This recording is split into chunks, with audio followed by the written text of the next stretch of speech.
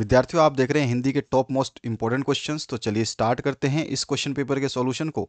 यहाँ पे देखिए, आपको एक गद्यांश दिया गया है। दुख के वर्ग में जो स्थान भय का है, वही स्थान आनंद वर्ग में उत्साह का है। इस तरह से ये दुख और सुख के या आनंद के वर्ग के बीच में एक तुलना करके छोटा सा आपको गद्यांश दिया गया है। इस गद्यांश को पढ़ने के बाद में आपको प्रश्नों के उत्तर देने हैं। तो पहला जो प्रश्न है उसकी बात करते हैं। पहला प्रश्न पूछा गया, हम स्वयं को कठिन परिस्थितियों से दूर रखने के लिए प्रयत्नशील होते हैं जब हम। अगर हम इसको देखें तो पहली लाइन में हमको मिल जाएगा, उत्साह में हम आने वाली कठिन स्थिति में भी भीतर से साहस के अवसर के निश्चय द्वारा, किसके, साहस के अवसर के निश्चय द्वारा जो है प्रस्तुत कर्म सुख की उमंग से आवश्यक प्रतिवान होते हैं। तो यहाँ पर जो है आपसे बोला है प्रयत्नशील, उसको केवल चेंज किया गया है। तो यहाँ पे आप क्या बोलेंगे, साहस और उत्साह दोनों की बातें हुई है। तो यहाँ पे देखेंगे आप, उत्साह में हम ये काम करते हैं। तो हमारा जो आंसर हो जाएगा, हम स्वयं को कठिन परिस्थितियों से दूर रखने के लिए प्रयत्नशील होते हैं जब हम जो है उत्साहित होते हैं। इसके बाद जो नेक्स्ट क्वेश्चन है, साहसपूर्ण आनंद की उमंग का नाम क्या है। तो अगर आपने ये पैराग्राफ अभी तक पढ़ लिया है तो आपको आंसर पता चल जाएगा। इसका नाम जो है युद्धवीर है, नीचे लिखा गया है पैराग्राफ में, आप पढ़ेंगे तो। इसके बाद जो नेक्स्ट क्वेश्चन है इसमें देखिए, यहाँ पूछा गया है, साहित्य मीमांसाकों ने उत्साह के कई भेद दिए हैं, सबसे मुख्य और प्राचीन भेद कौन सा है, आपको बताना है। तो आप साहित्यिक मीमांसा, इस तरह से आपको ये लाइन आपको देखने को मिलेगी पैराग्राफ में ऊपर की तरफ। और यहाँ पर जो है इन्होंने जो मैक्सिमम, जो सबसे प्राचीन जो दी है, युद्ध वीरता दी है, ठीक है ना। यहाँ पे इनमें सबसे प्राचीन प्रधान है युद्ध वीरता, ठीक है। तो यहाँ पर जो है हमारा कौन सा आ जाएगा, देखिए आंसर, तो युद्धवीर, बी ऑप्शन जो है करेक्ट हो जाएगा। युद्ध वीरता नहीं दिया है तो युद्ध वीर जो है इसका राइट आंसर हो जाएगा। साहित्यिक मीमांसाकों में प्रस्तुत समास है। तो देखिए, साहित्य और मीमांसकों, इन दोनों को कनेक्ट कर रखा है। दोनों का जब एक दूसरे से संबंध बनाते हैं तो इसमें संबंध तत्पुरुष आ जाता है। तो यहाँ पे सा ऑप्शन इसका करेक्ट हो जाएगा। नेक्स्ट जो क्वेश्चन है, यहाँ पर क्या बोला गया, देखिए इसे बोला गया, उपयुक्त गद्यांश का उचित शीर्षक क्या है। तो इस गद्यांश का जब आप शीर्षक देखेंगे तो यहाँ पर आप पूरा अगर पैराग्राफ पढ़ते हैं तो मुझे चलिए आप शीर्षक कमेंट करके दिखाइए कि आप कितना कमेंट करके इसका आंसर दे पाएंगे। नेक्स्ट जो क्वेश्चन है उसकी बात करते हैं। नेक्स्ट जो क्वेश्चन है, धृति और साहस दोनों का किसके बीच संचरण होता है। तो यहाँ पर किसके बीच संचरण होता है, तो ये उत्साह के बीच जो है इसका संचरण होता है।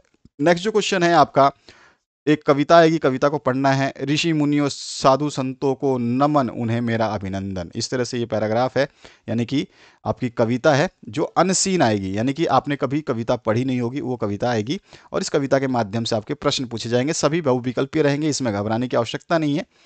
तो यहाँ पर देखिए, सातवां जो प्रश्न बनता है, 6 प्रश्न हमने ऊपर कर लिए, सातवां जो प्रश्न है, ऋषि मुनि व साधु संत नमन करने योग्य हैं क्योंकि। इसका रीजन क्या है, क्योंकि आंसर आप बिल्कुल बता सकते हैं, तप श्रम और संयम का आदर्श प्रस्तुत किया जाता है उनके द्वारा, इसलिए। तो यहाँ पे ए ऑप्शन ही सही हो जाएगा। अगला जो क्वेश्चन है, असी धारा पर चलते हैं से क्या अभिप्राय है, यानी कि असी धारा पे चलते हैं से क्या अभिप्राय है, ये आपको बताना है।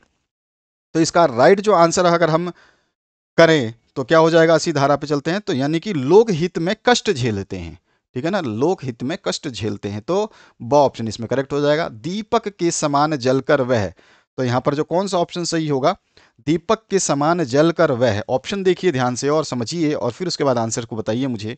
दीपक के समान जलकर वह, अब यहाँ पे लाइन देखिए ध्यान से और बिल्कुल आप समझ जाएंगे, जन जीवन को संवारते रहते हैं, है ना, तो संवारते हैं। इसके बाद जो है, निरंतर शब्द का समानार्थक पद्यांश सुनना है, यानी कि आपका निरंतर का मतलब है लगातार, है ना। तो हमारा आंसर क्या लगातार हो जाएगा, तो आप बोलोगे निरंतर का तो लगातार होता है, निरंतर का तो चलते भी होता है। तो देखिए आपसे इसमें किसने पूछा है, पद्यांश से पूछा है, तो इसका राइट आंसर हो जाएगा अविरल। निरंतर का जो है अविरल हो जाएगा, जो पद्यांश से हमें बताना है, ठीक है। अगला जो क्वेश्चन है, उपयुक्त पद्यांश का शीर्षक जो है आपको बताना है। अब इस पद्यांश का शीर्षक ऊपर वाले का कमेंट करके बता देना, इसका शीर्षक आप बताइए। तो हम इसका शीर्षक जो बेहतरीन हम कह सकते हैं, इसमें से हमारे पूजनीय ऋषि मुनि जो है, ये बेस्ट शीर्षक जो है मानूंगा मैं इसको।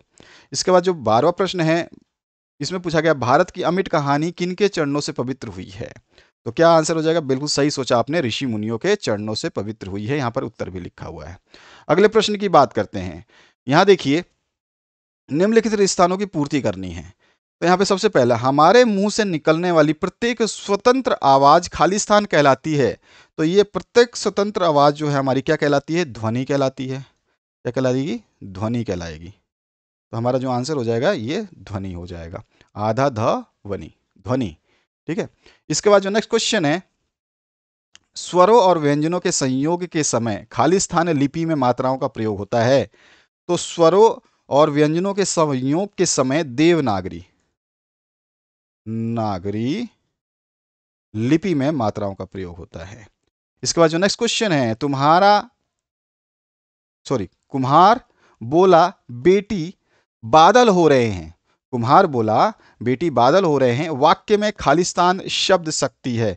इसमें देखो कुम्हार जो है लक्षण व्यतीत कर रहा है या आप व्यंग दे रहा है। तो यहाँ पे देखो व्यंजक की बात हो रही है, ठीक है ना। तो यहाँ पे जो है हम कहेंगे कि कुम्हार बोला बेटी बादल हो रहे हैं, इसमें व्यंजना शब्द शक्ति है। कौन सी शब्द शक्ति है? व्यंजना ना शब्द शक्ति है। इसके बाद नीचे देखिए, जिस शब्द शक्ति के व्यंग्यार्थ का बोध होता है, यहाँ पे भी व्यंग्यार्थ की बोध हो रहा है तो उसे हम व्यंजना शब्द शक्ति कहते हैं। ये भी इसकी डेफिनेशन है, ध्यान रखना, आप डेफिनेशंस को याद करते जाना। इसके बाद जो नेक्स्ट क्वेश्चन है, इसमें पूछा गया है, लट लट कनी मनुमत मधुपगन मादक मद ही पिए, काव्य पंक्ति में खालिस्तान अलंकार है। तो इसमें अगर आप अलंकार देख रहे हैं तो इस पंक्ति में अलंकार देखने को कौन सा मिल रहा है? तो मैं कहूंगा इसमें उत्प्रेक्षा अलंकार देखने को मिल रहा है। इसके बाद जो नेक्स्ट क्वेश्चन है, गंगा जल सा पावन मन है, इसमें जो को मन को जो है तुलना की गई है गंगा जल से। तो काव्य पंक्ति में मन की तुलना जो है किससे की गई है? हम कहेंगे कि इसकी तुलना जो है हमारे, या तुलना को बोले समानता बोलिए, या तुलना की गई है तो समानता हम कह सकते, समानता, समानता। ठीक है, समानता गंगा जल से की गई है या तुलना की गई, अतः यहां पर जो है कौन सा उपमा अलंकार दिखाई दे रहा है। ठीक है, चलिए आगे बढ़ते हैं। यहां पूछा गया है, निम्नलिखित अति लघुतरात्मक, यानी कि आपको एक पंक्ति में एक शब्द में उत्तर देना है। कमीशन, कमीशन का शब्द का अर्थ आपको बताना है। कमीशन का शब्द का अर्थ क्या होता है सभी को मेरे हिसाब से आइडिया होगा। मैंने इससे पहले वाले पेपर में कुछ कमेंट्स मांगे थे, आपने अभी तक कुछ बच्चों ने दिए हैं जिनके राइट आंसर है, कुछ ने दिए ही नहीं है, यानी कि आप लोग अभी तैयारी नहीं कर पाए हो। तो कमीशन का शाब्दिक अर्थ जो हो जाएगा वो होता है आयोग, आयोग, है ना। बोलते साइमन कमीशन, है ना, और बहुत सारे आयोग जो होते हैं वो सबको हम। अच्छा, जजमेंट का मतलब क्या होता है? तो जजमेंट का मतलब होता है निर्णय लेना, निर्णय जो है इसका राइट आंसर हो जाएगा। तो हमने आपको दोनों को बता दिए। अन्वेषण शब्द के लिए परिभाषिक शब्द जो है इन्वेस्टिगेशन होता है, ठीक है, जांच पड़ताल भी बोलते हैं इसको। तो यहां पर जो है इसका सही शाब्दिक अर्थ जो होगा वो इन्वेस्टिगेशन होगा। इसके बाद आइए आपके जो बड़े प्रश्न हैं, यानी कि एक एक नंबर के प्रश्न हैं, फटाफट देख लेते हैं। शीरीष के फूल पाठ में लेखक ने कवि होने के लिए किस गुण को आवश्यक माना है? फीचर और समाचार लेखन में एक अंतर बताइए। मैं आपको एक और वीडियो दूंगा, वो अंतिम वीडियो रहेगा हिंदी का, उसको जरूर देख लेना। पांचवा जो प्रश्न है, लेखक आनंद यादव को कवि बनाने में किसका बहुत बड़ा सहयोग था, ये आपको बताना है। यशोधर बाबू ने किशन दा के गांव चले जाने के बाद कौन कौन सी परंपराओं का पालन किया था? शर्त के अनुसार पाठशाला जाने से पहले लेखक को सवेरे कितने बजे तक खेत में काम करना होता था? ठीक है, ये थोड़ा सा ध्यान रखना, एमसीक्यू भी इसमें से बनते हैं, ऐसा नहीं कि आप सोचो कि एक नंबर में ही आएगा।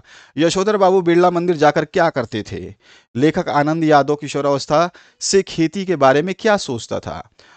आलोक धनवा की किन्हीं दो रचनाओं के नाम लिखने हैं। जैनेन्द्र कुमार का जन्म कहाँ और कैसे हुआ? इनकी रचनाओं के नाम भी बताऊंगा मैं अगले वीडियो में, सब कुछ बता दूंगा, जैनेन्द्र कुमार का, आनंद धनवा का, मन्नू भंडारी का, सबके मैं आपको साहित्यिक परिचय और जो भी आपको देना है सब दे दूंगा, ठीक है।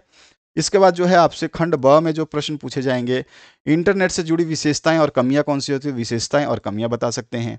इसके बाद में जनसंचार के प्रमुख माध्यम कौन से हैं? इन माध्यमों में समाचार के लेखन और प्रस्तुति में क्या प्रमुख अंतर है, ये आपको बता देना है। इसके बाद जो नेक्स्ट क्वेश्चन है, इसमें देखिए, इसमें पूछा गया सारी समस्याओं की जननी जनसंख्या वृद्धि, इस विषय पर एक फीचर आपको लिखनी है। छोटा सा फीचर होता है, इसको आपको लिख देना है। इसके बाद जो है शीतल वाणी में आग के होने का क्या अभिप्राय है? नेक्स्ट जो क्वेश्चन है इसमें पूछा गया है, दिशाओं को मृदंग की तरह बजाने तथा पेंग भरने के से कवि का क्या तात्पर्य है? नेक्स्ट जो है, जीजा के त्याग और दान के विषय में क्या विचार थे? सॉरी, जीजी के, जीजी मतलब उसकी दीदी, तो जीजी के त्याग और बलिदान के दान के विषय में क्या विचार थे? बहुत अच्छे विचार थे और इसको आपको लिखना है, बहुत इंपॉर्टेंट क्वेश्चन है। काले मेघ पानी दे के अध्याय के आधार पर बताना है आपको। ढोलक की आवाज का पूरे गांव पे क्या असर होता था? नेक्स्ट जो क्वेश्चन है, लेखक आनंद यादव का मन पढ़ाई में पूरी तरह क्या सोचकर लग गया? अगला जो प्रश्न है, सिल्वर वेडिंग के आदर्श पात्र किशनदा की मृत्यु किस प्रकार हुई? कहानीकार इससे क्या निष्कर्ष देना चाहते हैं, ये आपको बताना है। खंड स की बात करें तो यहां पर जो बड़े प्रश्न रहेंगे, शमशेर बहादुर सिंह की कविता ऊषा नवीन बिंबों और उपमानों का जीवंत दस्तावेज है, इसको आपको समझाना है। इसी में अथवा पाठ पूछा जाएगा, कवि ने अपने प्रियतम से उसको भूल जाने का दंड मांगा है, मांगी गई वस्तु का मिलना वरदान कहलाता है, परंतु कवि इसे दंड क्यों कहा, क्यों कहता है? सहर्ष स्वीकारा है के आधार पर आपको बताना है। अगला जो क्वेश्चन है, इसका मैंने ऊषा वाला आंसर दे दिया है। इसके बाद आपका जो बचे हुए क्वेश्चंस का आंसर मैं लास्ट वीडियो में देने वाला हूं। काले मेघा पानी दे में लोक प्रचलित विश्वास और विज्ञान के द्वंद्व का सुंदर चित्रण है। संबंध का जो है अपने मत से जो है व्यक्त करना है आपको। बाजार का जादू, इससे बचने का क्या उपाय है, लेखक ने बताया, वो आपको बताना है क्या जादू है और कैसे बच सकते हैं इससे। अगला जो प्रश्न है, इसमें पूछा गया सिल्वर वेडिंग कहानी का कथानक पाश्चात्य संस्कृति के अंधाधुनीकरण एवं बदलते मानवीय मूल्यों पर आधारित है, इसको जो है आप कैसे बता सकते हैं? अथवा में पाठ जो है, इन बातों से सौलदेकर मास्टर के बहुत नजदीक पहुंच गया। लेखक आनंद यादव मास्टर सौलदेकर के नजदीक कैसे पहुंचा, इसका क्या परिणाम हुआ, ये आपको बताना है। यहाँ पे सिल्वर वेडिंग का आंसर हमने दे दिया है। इसके बाद जो नेक्स्ट क्वेश्चन है उसकी बात करते हैं। तो इसमें देखिए, आलोक धनवा और करमवीर भारती का लेखक परिचय देना है। मैं सारे परिचय आपको दे दूंगा, अगले वीडियो में आपको सब कुछ मिलेगा, उसको जरूर देखना। इसको तो देख ही लो, इसमें तो जो चीज़ है देखो, हर वीडियो में अलग ही मिलेगा आपको। इस वीडियो में जो है वो दूसरे वीडियो में नहीं मिलेगा, जो दूसरे वीडियो में है वो पहले वीडियो में नहीं मिलेगा। यानी कि हर वीडियो आपके लिए एक महत्वपूर्ण संयोजन रखता है, महत्वपूर्ण आपके लिए प्रश्न उत्तर देता है, और जो आप इनको पढ़ रहे हैं तो आपको कोई भी समस्या नहीं होने वाली है। ये बात मैंने आपको बता दी है, कौन सी चीज़ कैसे लिखनी है, सारा प्रारूप इसमें बता रहा हूँ, इसको थोड़ा ध्यान रखना। खंड द की बात करें तो यहां पर देखिए, खंड द में आपसे पूछा क्या गया है,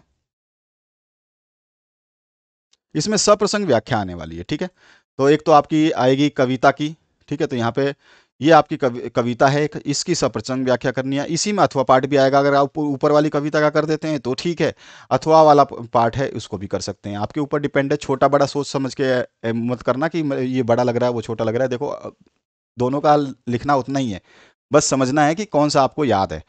और उत्तर जो है संदर्भ और प्रसंग लिखना है, और साथ साथ में व्याख्या भी करनी है। ठीक है, ये चीज़ आपको ध्यान रखनी है। इसके अलावा निम्नलिखित गद्यांश आएंगे, अभी तो पद आया था, कविता थी, अब यहाँ पे कहानी के छोटे छोटे दो टुकड़े आएंगे, दोनों में से कोई एक टुकड़े का जो है आपको संदर्भ सहित व्याख्या करनी होगी। तो यहाँ पे आपको दोनों दिखाई दे रहे हैं, और इसकी जो है आपको मैं उत्तर की बात करूँ तो संदर्भ आप प्रसंग और व्याख्या कर देंगे, संदर्भ और प्रसंग एक साथ लिख सकते हैं, व्याख्या अलग लिख लेंगे। इसके बाद जो नेक्स्ट क्वेश्चन है उसकी बात करते हैं। सचिव माध्यमिक शिक्षा बोर्ड राजस्थान अजमेर की ओर से अर्धशासकीय पत्र, ध्यान रखना है, अर्धशासकीय पत्र पुलिस महानिदेशक राजस्थान जयपुर को लिखा जाए, जिसमें बोर्ड परीक्षा प्रश्न पत्र की सुरक्षा का आग्रह हो। तो यहाँ पर देखिए, राजस्थान सरकार के द्वारा ये लिखा जाएगा। जो भी नाम आपको इसमें नहीं दिया जाता है हमेशा, तो आप अपनी मर्जी से एक नाम लिख लेंगे। वो कौन है? सचिव है, माध्यमिक शिक्षा बोर्ड राजस्थान के अजमेर में है ये। ठीक है, दिनांक जरूर मेंशन करेंगे, कौन से दिनांक को आप लिखना चाहते हैं। और फिर जो है ये अशासकीय पत्र है, तो यहाँ पे लिखेंगे अशासकीय पत्र का छोटा स्वरूप, अशा और डॉट अशासकीय, और प से पत्र, और फिर क्रम से क्रमांक। ठीक है, अशासकीय पत्र क्रमांक, और जो भी है ये कुछ भी आप बटे में लिख सकते हैं, और फिर बीच में क ख ग कुछ लिख करके इस तरह से, ये थोड़ा सा लाइन आपको ध्यान रखनी है कि इस तरह से आपको ये फॉर्मेट देना है। ठीक है, अशासकीय पत्र का ये फॉर्मेट है इसको। तो अशासकीय पत्र क्रमांक संख्या 35/17 क 163 ऐसे लिखा हुआ है, तो ऐसे ही आप कुछ भी 63, 64, 199, 205, 1032 कुछ भी लिख सकते हैं आप। 35/17 की जगह आप 118/2 लिख सकते हैं, कोई दिक्कत नहीं है, मतलब आप चेंज कर सकते हैं। लेकिन अशासकीय पत्र क्रमांक, ये जो हिंदी में लिखा हुआ है इसको जरूर लिखना है। ठीक है, क्योंकि आपको क्या बोल रहा है, अशासकीय पत्र लिखना है, अर्धशासकीय पत्र। ठीक है, तो यहाँ पे अर्धशासकीय पत्र क्रमांक जो है इसका शॉर्ट फॉर्म लिखा हुआ है। फिर आप जिसको भी लिखना चाहते हैं उसका नाम लिखेंगे, किसी को भी यहाँ पे नाम नहीं दिया जाता। यहाँ पे हम आपको जो भी है मल्होत्रा जी को यूज़ कर रहे हैं, आप शर्मा जी को, वर्मा जी को, किसी को भी यूज़ कर सकते हैं। ठीक है, और फिर आपको जो है जो चीज़ इसमें बताई गई है कि आपको जो सुरक्षा के लिए जो आग्रह करना है, तो सुरक्षा का आग्रह जो है कुछ इस तरह से आपको करना होगा। ध्यान से पढ़िएगा, समझ लीजिएगा। इसके बाद भौदीय करते हुए हस्ताक्षर आएगा, और जो आपका नाम ऊपर आपने यूज़ किया था वही नाम नीचे आएगा, और फिर नीचे जो आएगा जिसको आपने लिखा है ये पत्र, वो आएगा नीचे। ध्यान रखना है यहाँ पर किसको लिखा है आपने? पुलिस महानिदेशक को लिखने के लिए बात हुई है, जयपुर के पुलिस महानिदेशक की बात हुई है। देखो, पुलिस महानिदेशक राजस्थान जयपुर। तो ये चीज़ एड्रेस जो है नीचे आएगी। थोड़ा सा ध्यान रखना, इस चीज़ को समझना है, इसी में गलती करते हैं बच्चे और नंबर कट जाते हैं। इसका अथवा में जो आपको एक और जिला कलेक्टर भरतपुर की ओर से रजिस्ट्रार रसद विभाग जयपुर को एक अर्धशासकीय पत्र लिखिए जिसमें सरकारी राशन की दुकानों पर होने वाली अनियमितताओं के संबंध में उचित कार्रवाई करने का आग्रह हो। तो फिर से राजस्थान सरकार, यहाँ पे कोई भी नाम डालिए, आप क्या हैं? जिला कलेक्टर हैं, ठीक है, क्योंकि जिला कलेक्टर यहाँ लिखा हो तो जिला कलेक्टर है। और कहाँ के हैं? भरतपुर के। दिनांक जरूर मेंशन करेंगे। उसके नीचे अशासकीय पत्र क्रमांक जो भी आपको लिखना है, पत्र क्रमांक अपनी मर्जी से डाल सकते हैं। दोनों में से कोई एक ही करना होगा, ध्यान रखना, जो आपको समझ में आता है वो करिए। और दोनों को, मैं तो कहूँगा दोनों को समझिए। और उसके बाद जो है आप जो है वो कालाबाजारी जो हो रही है, अनियमितताएं हो रही हैं, वो सारी चीज़ें यहाँ पे उजागर करेंगे। और कम से कम लाइनों में, इतनी ही लाइनों से ज़्यादा नहीं लिखना है आपको। इसको लिखते हुए सर धन्यवाद करते हुए भवनिष्ठ जो है आप लिख सकते हैं, ठीक है, हस्ताक्षर लिखेंगे और अपना ऊपर जो नाम लिखा तो यहाँ पर कमलेश कुमार जो है नाम लिखेंगे। और किसको लिखना था, किसकी प्रतिष्ठा में लिखना था, तो आप जो है रजिस्ट्रार रसद विभाग जयपुर को लिख रहे थे। तो ये जो है आप यहाँ पर कोई भी नाम यूज़ कर सकते हैं, नाम का आपके ऊपर डिपेंड है, बाकी इस तरह से ये आपको लिखना है। तो ये होता है आपका अर्धशासकीय पत्र। अब आते हैं हम नेक्स्ट क्वेश्चन पे। निम्नलिखित में से किसी एक विषय पर आपको निबंध लिखना है, जो कि आपका अंतिम प्रश्न पूछा जाएगा। तो यहाँ पे 4 विषय हैं, किसी भी एक विषय पे लिख सकते हैं। तो नदी जल का स्वच्छता अभियान जो है हमने उस पर लिखा है। संकेत बिंदु हमने बताए हैं अपने हिसाब से कि हम जो है प्रस्तावना भी देंगे। ये आप जब स्टार्टिंग में लिखते हो ना, तो एग्जामिनर समझ जाता है कि आपने निबंध लिखना सीखा है हुआ है और आपको अच्छी तरह से निबंध आता है। तो जब भी आप कोई भी निबंध लिखते हैं तो उसके नीचे प्रस्तावना बताइए, उसके बारे में आप क्या बताना चाहते हैं। जैसे नदी जल स्वच्छता अभियान के बारे में हम प्रस्तावना बताएंगे, नदियों का महत्व बताएंगे, नदी जल की स्थिति भी बताएंगे, नदी जल की स्वच्छता कैसे होती है ये भी बताएंगे, उपसंहार लिखेंगे। तो इन पॉइंटों को देख के एग्जामिनर समझ जाता है कि मुझे ये कहानी नहीं पढ़नी है। वो क्या कहता है कि भाई बच्चे ने कुछ ना कुछ सही लिखा है और बोल देगा 4 नंबर इसके पक्के या 5 नंबर इसके पक्के। इस तरह से ये वो, इसके पास इतना टाइम नहीं रहता एग्जामिनर के पास, ये ध्यान रखना है आपको। तो यहाँ पर जो है प्रस्तावना, नदियों का महत्व, ये इनको कैपिटल करना है, अंडरलाइन कर देना है इनको, ताकि एग्जामिनर को दिखाई दे कि आपने प्रस्तावना तो की है, नदियों का महत्व भी दिखाया है। इसी तरह से जो है नदी जल की स्थिति क्या होती है ये भी आपको बता देना है कि भाई उसकी स्थिति खराब है कि अच्छी है, कैसा है। और नदी जल की स्वच्छता कैसे है तो ये भी आपको बता देना है। तो इस तरह से आपको केवल हाईलाइट करने हैं जो मेन मेन विषय होते हैं और लास्ट में उपसंहार लेते हुए आप खत्म कर देंगे इसको। तो इस तरह से ये प्रश्न पत्र रहा जिसका सॉल्यूशन आपने देखा। और इसके बाद जो अंतिम वीडियो है उसको ज़रूर देखना, वो आपके लिए रामबाण काम करने वाला है। जो चीज़ अभी तक आपने नहीं पढ़ी है वो चीज़ वहाँ पे आपको देखने को मिलेगी। और अंतिम प्रहार रहेगा वो आपके लिए, बिल्कुल मस्त होकर के पढ़िए, बिंदास होकर पढ़िए, टेंशन फ्री रहिए। हर सब्जेक्ट आपके लिए उपलब्ध कराए जा रहे हैं।